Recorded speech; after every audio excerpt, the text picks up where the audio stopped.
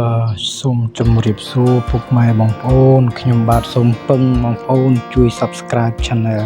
ខ្ញុំម្នាក់មួយផងបងប្អូននឹងទទួលបានវីដេអូថ្មីថ្ងៃនេះខ្ញុំបាទមកកាត់សក់ជូនបងប្អូនប្រុសម៉ូដសក់នេះដែរគឺគេហៅថាម៉ូដសក់ពុះកដាលឬក៏ម៉ូដសក់កូរ៉េបងប្អូនបាទម៉ូដសក់កូរ៉េនេះបងប្អូនម៉ូដប្រភេទម៉ូដសក់កូរ៉េយើងកាត់មិនសូវជាយកជើងអស់ទេបងប្អូនដោយសារតែម៉ូដសក់ពុះកដាលម៉ូដសក់កូរ៉េហ្នឹងប្រភេទម៉ូដសក់កូរ៉េហ្នឹងគេយកជើងបន្តិចបាទពុកម៉ែបងប្អូនពុកម៉ែបងប្អូនកាត់សក់ពុះកដាលនឹងគេហៅម៉ូដសក់កូរ៉េហ្នឹងឬក៏ឈូសជើងតិចហ្នឹងអាស្រ័យលើជាងកាត់ហៅ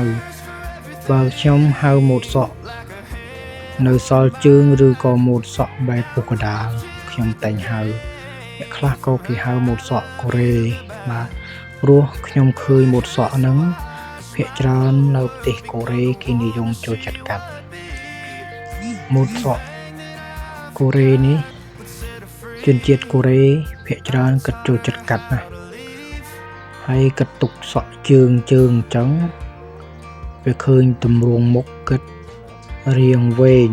បាទដល់ពេលកាលណាម៉ូដសក់គិតទុកជើងរាងវែងទម្រង់មុខគិតក៏ឃើញវែងទៅតាមនឹងបាទពុកម៉ែបងប្អូនត្រូវយល់ច្បាស់អំពីបញ្ហាកាត់សក់ឬក៏ជាងដែលចង់កាត់សក់ម៉ូដនឹងអាចទស្សនាវីដេអូរបស់ខ្ញុំរហូតដល់ចប់យើងប្រើស្និតដើម្បីត្រាប់ជំហានជើងសក់ពុកម៉ែបងប្អូនយើង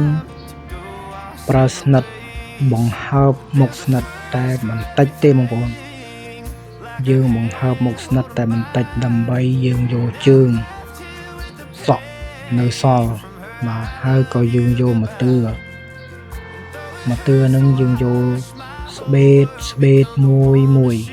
ហើយបងប្អូនកុំភ្លេចជួយ Subscribe Channel ខ្ញុំម្នាក់ផងពុកម៉ែបងប្អូនដើម្បីខ្ញុំមានទឹកចិត្តនិងកម្លាំងចិត្តដើម្បីធ្វើវីដេអូបន្តទៅមុខទៀតម៉ែបងប្អូនពូមីងបាទឬក៏ភ្ញៀវដែលបានទស្សនាវីដេអូឬក៏ឃើញវីដេអូនេះហើយកុំភ្លេចជួយ Subscribe Channel ខ្ញុំម្នាក់មួយដើម្បីទុកជាការមើលវីដេអូម៉ូដសក់បែបពុះកណ្ដាលឬក៏គេហៅថាម៉ូដសក់កូរ៉េនៅជើងសក់ពុកម៉ែបងប្អូនបាទម៉ូដសក់នេះយើងថាកាត់នៅសល់ជើងតិចហើយយើងបំផុតយើងត្រូវតែប្រើម៉ូទ័រច្រឹបជើងសក់នឹងពុកម៉ែបងប្អូនដើម្បីច្រឹបជើងសក់ឲ្យបានឃើញរាងសក់តូចហើយវែងល្អបងប្អូនឃើញទេបងប្អូនយើងយកម៉ូទ័រហ្នឹងទៅយើងច្រឹបយករាងសក់ឲ្យបានត្រឹមត្រូវឲ្យឃើញរាងនឹងតូចល្អបងប្អូនតូចបានល្អហើយឃើញវែងហើយឃើញមុខយើងក៏វែងតាមនឹងដែរបងប្អូនម៉ូដនឹងដែរគឺអេមណាស់ពុកម៉ែបងប្អូនអ្នកដែលគាត់មានសម្បុរឬក៏រាងសម្បុរពឺអសរាងជ្រះកាត់សក់នឹងពិតជាអេមហើយសំខាន់ទម្រង់មុខដែរបងប្អូនបាទ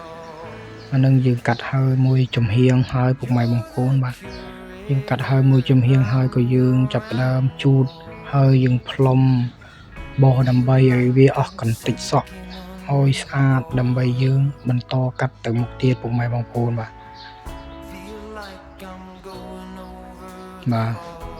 ពុកម៉ែបងប្អូនយើងអានឹងយើងនៅសល់វាហៅថាយើងស្បេតនៅសល់ដែរសក់នៅបន្តិចយើងអាចស្បេតមើលបន្តិចបានពុកម៉ែបងប្អូនបាទពុកម៉ែបងប្អូនកុំភ្លេចជួយ Subscribe Channel ខ្ញុំមួយផងជាងដែលជាជាងដូចគ្នាកុំអូសរំលងវីដេអូហើយមើលហើយកុំភ្លេចជួយ Subscribe Channel ខ្ញុំម្នាក់មួយផង ពេលបងប្អូនធ្វើវីដេអូ channel ដូចខ្ញុំទៅពុកម៉ែបងប្អូនដែលជាងនឹងយើងឃើញទាំងអស់គ្នាយើងនឹងជួយលើកទឹកចិត្តគ្នាម្នាក់មួយទៅវិញទៅមកដើម្បីមានកម្លាំងចិត្តធ្វើវីដេអូជាងដូចគ្នាបងប្អូនពុកម៉ែបងប្អូនបាទហើយនេះនៅសល់មួយចំហៀងទៀតពុកម៉ែបងប្អូននៅសល់មួយចំហៀងទៀតយើងស្បេតជើងសក់ពុកម៉ែបងប្អូនបាទស្បេតជើងសក់ព្រោះយើងប្រើក្រាស់ស្និតសិតសក់ហ្នឹងយើងត្រូវតែប្រើស្និតដើម្បីបង្ហើបយើងត្រូវកាត់យើងត្រូវចេះកាន់ទីមួយយើងចេះកាន់ត្រូវតែចេះបង្ហើបមុខស្និតឲ្យវាហើបឡើងលើដើម្បីយើងនឹងងាយស្រួលយកមកទឿស្បេតសក់បាទពុកម៉ែបងប្អូនអានេះយើងឈូសជើងសក់ជាងដៃថ្មីជាងដៃចាស់មើលវីដេអូជួយឲ្យពិន្ទុឬក៏ជួយឲ្យ Subscribe Channel ខ្ញុំម្នាក់មួយដើម្បីបន្តធ្វើវីដេអូទៅមុខទៀតពុកម៉ែបងប្អូនមិនរស់ស៊ីវាមិនថិតថេរមិនទៀងជួនកាលមានភ្ញៀវជួនកាលអត់ភ្ញៀវត្រឹមតែបានភ្ញៀវថតជូនពុកម៉ែបងប្អូនទស្សនាប៉ុន្តែក្នុងមិនមែនថាអត់ភ្ញៀវទេពុកម៉ែបងប្អូនពេលខ្លះភ្ញៀវខ្លះគាត់មិនចង់ឲ្យយើងថតយើងអាចទៀមទាថតគាត់បានទេពុកម៉ែបងប្អូនហើយចំណុចនេះដែរគឺយើងសម្រិតសម្រាំងដើម្បីយកភ្ញៀវណាថតយើងទៅសូមអនុញ្ញាតគេដែរពុកម៉ែបងប្អូនពេលខ្លះគេមិនចង់ឲ្យយើងថតពេលខ្លះទៅយើងមិនហ៊ានថតគេដោយសារតែទីមួយទឹកមុខគេមិនសូវពេញចិត្តក្នុងការយើងថតបាទចឹងហើយមុននឹងយើងថតបានវីដេអូយើងសម្រិតសម្រាំងសុំគេថតដើម្បីឲ្យបងប្អូនបានទស្សនាឬក៏ជាងដៃថ្មីជាងដៃចាស់អីបានទស្សនាទាំងអស់គ្នាយើងជាងអ្នករៀនកាត់សក់យើងត្រូវតែថាតស៊ូអ្នកដែលរៀនកាត់សក់គឺត្រូវតស៊ូយើងធ្វើអីមួយបើសិនជាយើងមិនសូវជាចេះតស៊ូ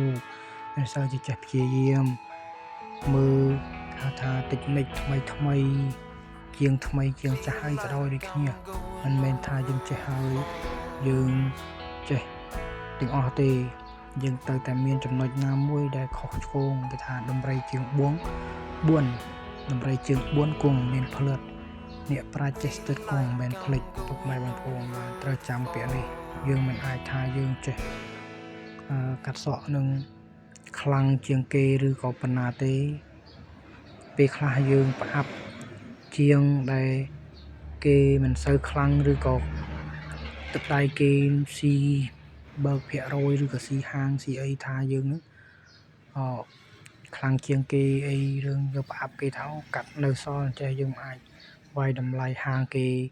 បានទេពុកម៉ែបងប្អូនយើងរស់ស៊ីដូចគ្នាយើងត្រូវតែយោគយល់បើយើងគិតថាយើងវាយប្រហារគេចេះមួយចំមួយអ្នកនៅរស់ស៊ីគឺ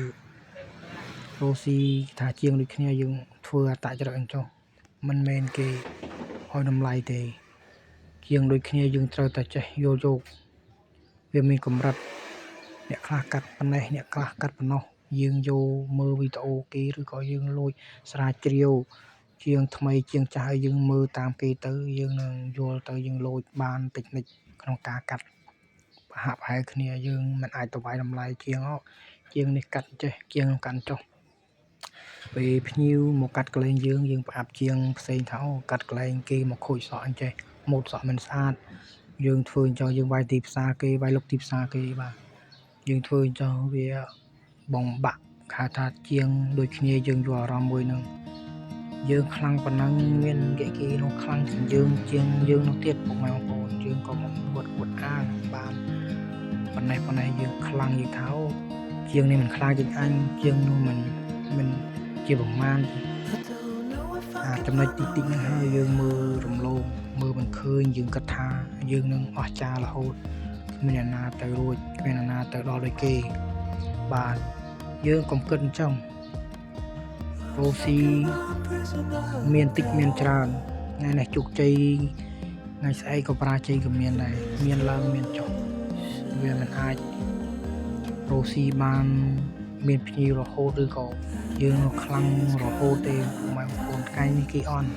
ថ្ងៃស្អែកគេអាចខ្លាំងជាងយើងក៏បានឬក៏មួយខែពីរខែទេគេខ្លាំងជាងយើងក៏បានយើងកុំទិនហាវាតម្លៃគេនេះយើងរួចហើយពុកម៉ែបងប្អូនយើងត្រូវការបោះសម្អាតហើយយើងនឹងកាត់សក់លើពុកម៉ែបងប្អូនសក់លើខ្ញុំទទួលស្គាល់ថាជាងខ្លះកាត់បែបអញ្ចេះជាងខ្លះបែបអញ្ចោះតែស្មើសំខាន់លើភ្ញៀវ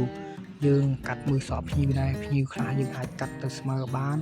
សក់ខ្លះយើងមិនអាចកាត់យកស្មើបានទេយើងមិនអាចកាត់នេះពុកម៉ែបងប្អូនឃើញរួចជើងសក់មួយបងប្អូនអ្នកឃើញមើលជើងសក់ខ្ញុំបងប្អូនខ្ញុំយកជើងសក់ប៉ុណ្ណឹងពុកម៉ែបងប្អូនឬក៏ខុសឆ្គងអីនៅតាណាតាណីពុកម៉ែបងប្អូនជួយអធិស្ឋានជាងចាស់ជាងដៃថ្មីជាងដៃចាស់ឬក៏ជាងសេរីបងខ្ញុំមុនយូរឆ្នាំជាងខ្ញុំសូមអធិស្ឋានខុសឆ្គងតាណាបាទហើយដល់ពេលនេះយើងត្រូវកាត់សក់លើបងប្អូនពុកម៉ែបងប្អូនយើងត្រូវកាត់សក់លើនឹងយើងត្រូវសម្រិតសម្រាំងដែរប៉ុន្តែយើងមិនអាចកាត់ឲ្យគេខ្លីបានទេព្រោះថាសក់ពុកកណ្ដាលនឹងតែខ្លីគឺសក់កឹតពុកម៉ែបងប្អូនមើលសក់កឹតទៅបាទមិនមែនស្រួលកាត់ទេជាងដែលគាត់ធ្លាប់កាត់គាត់ថាហ៊ានតែកាត់ខ្លីគាត់ចង់បានខ្លីតែបើសិនជាយើងកាត់ខ្លីជ្រុលគឺមិនបានទេខ្លីមែនតែខ្លីគេមានតម្រងបែបវត្តមិនមែនខ្លីខ្លាំងទេតែខ្លីសក់នោះតែខ្លីខ្លាំងគឺវែងអត់ឡើងទេពុកម៉ែបងប្អូនបាទសក់នេះតែខ្លីខ្លាំងពេកគឺមិនងាយនឹងវែកទៅខាងក្រោយទេឬក៏វែកពុកកណ្ដាលបានទេតែហ៊ានតែវែកគឺមកមុខទាំងអស់ពុកម៉ែបងប្អូនបាទចឹងហើយយើងត្រូវកាត់មិនកាត់លួចមិនអាចកាត់យកស្មើឲ្យបានខ្ជិតខ្ជាន់មកទេយើងកាត់មិនគឺវែកបានពុកកណ្ដាលមិនមែនថាកាត់យកស្មើហើយគឺវែកពុកកណ្ដាលបានទេបាទកាត់ស្មើហើយជួនកាលខ្លីជ្រុលស្មើហើយខ្លីតែពុកកណ្ដាលអត់កើតទេពុកម៉ែបងប្អូនបាទហើយសក់នេះយើងកាត់តែមុំទេដើម្បីយើងវែកកណ្ដាលបានតែបើសិនជាកាត់ហើយយើងចង់ពុកកណ្ដាលកាត់ខ្លីហើយយើងចង់ពុកកណ្ដាលគឺទៅមិនរួចទេបងប្អូនមើលទៅបងប្អូនបាទនេះចាប់ដើមយើងកាត់សក់លើពុកម៉ែបងប្អូនមើលតាមពិធីខ្ញុំកាត់សក់លើទៅជួយ Subscribe Channel ខ្ញុំអ្នកមួយបងប្អូនអ្នកបងប្អូនដែលចង់រៀនកាត់សក់ហើយឬក៏បងប្អូនដែលចង់កាត់សក់មកពុកកណ្ដាលមើលវីដេអូនេះគឺអូខេបងប្អូនមិនមែនថាខ្ញុំខ្លាំងទេគ្រាន់តែខ្ញុំជួយចែករំលែកដែលកំណត់ខ្ញុំមានខ្ញុំជួយចែករំលែកទៅជូនពុកម៉ែបងប្អូនបាទនេះសក់ពុកកណ្ដាលពុកម៉ែបងប្អូនយើងចាប់ដើមស្វ័យកណ្ដាលហើយយើងត្រូវមើលចំហៀងត្រូវតែកាត់ចំហៀងខ្លះដើម្បីឲ្យវាស៊ីគ្នាកុំឲ្យមួយវែងមួយខ្លីចុះបងប្អូនពេលយើងកាត់ស្មើហើយពីពុកកណ្ដាលក៏វាមិនស្មើដែរបើសិនយើងកាត់ស្មើគឺវែងទៅវាស្មើទាំងអស់វែងខាងនោះក៏ស្មើវែងខាងនោះក៏ស្មើស៊ីគ្នានឹងបានអូខេហើយយើងកាត់នេះហើយជាចូលទៅ15នាទីដែរពុកម៉ែបងប្អូនរៀងយូរដែរបើខ្ញុំកាត់ជាធម្មតាខ្ញុំកាត់សក់តិចសក់ច្រើនខ្ញុំកាត់ចូលតែ10នាទីអីទេបងប្អូនអានេះ15នាទីក្នុងការសក់ច្រាស់ទៅយើងកាត់ដល់នេះទៅ20នាទីក៏មានដែរតាមសក់បាទពុកម៉ែបងប្អូនមើលនេះយើងកាត់ដល់លើនេះយើងសាប់វាតិចផងពុកម៉ែបងប្អូនកុំឲ្យវាឃើញវែងឃើញគេហៅស្នាមកត្រៃពុកម៉ែបងប្អូនតែបើឃើញស្នាមកត្រៃគឺវាអត់ស្អាតវាស្មើដូចសក់សេះហើយសក់នេះបើសិនជាកាត់អត់ត្រូវវាសក់សេះណាបងប្អូនបាទបងប្អូនចង់មើលទៅនេះចិត្តហើយបងប្អូនបាទកុំភ្លេចជួយចុច Subscribe Channel វីដេអូខ្ញុំម្នាក់មួយផងពុកម៉ែបងប្អូនដើម្បីមានកម្លាំងទឹកចិត្តធ្វើវីដេអូចែកជូនពុកម៉ែបងប្អូនដែលស្រឡាញ់វិស័យកាត់សក់ទាំងអស់គ្នាបាទផ្ញើជូនពុកម៉ែបងប្អូនជួយ Subscribe Channel បាទបងប្អូនបាទដើម្បីខ្ញុំមានកម្លាំងចិត្តពុកម៉ែបងប្អូននឹងយើងកាត់ចុងបាទឃើញបងប្អូនហើយយើងមើលទៅសក់កាត់ពុកកណ្ដាលស៊ីនងមុខកាត់អត់នៃអត់ដោយសារតែកាមេរ៉ាយើងគឺជាកាមេរ៉ាទូរស័ព្ទ Samsung អញ្ចឹងហើយវាមិនសូវជាច្បាស់ហើយក៏វាមិនសូវជាស្អាតដែរពុកម៉ែបងប្អូនវាអាចមកទទួលយកបានដើម្បីយើងធ្វើវីដេអូតែខ្ញុំឆ្លាញ់វា memory វារាងធំដែរបាទធំ memory ធំដែរយើងអាចធ្វើវីដេអូផ្ទុកវីដេអូបានច្រើនបាទនឹងយើងរួចហើយយើងប្លុំយើងសម្អាតបាទពុកម៉ែបងប្អូន យើងសម្អាតយើងបោសយើងអីជូរទៅបងប្អូនដើម្បីឲ្យវាបានជ្រះបងប្អូននឹងបងប្អូនយើងត្រូវផ្លុំឡើងលើដើម្បីឲ្យវាឃើញស៊ីធ្លាក់មកវាស៊ីស្មើគ្នាបងប្អូនហ្នឹងគេហៅម៉ូតសក់ពុកកដាឬគេហៅម៉ូតសក់កូរ៉េបងប្អូននេះគេហៅសក់ម៉ូតសក់កូរ៉េបងប្អូនជួយចុច Subscribe Channel ខ្ញុំម្នាក់មួយផងមើលបងប្អូនជួយឲ្យពិន្ទុផងស្អាតឬមិនស្អាតបងប្អូនជាងដៃចាស់ជាងដៃថ្មីជួយណែនាំផងបាទអរគុណ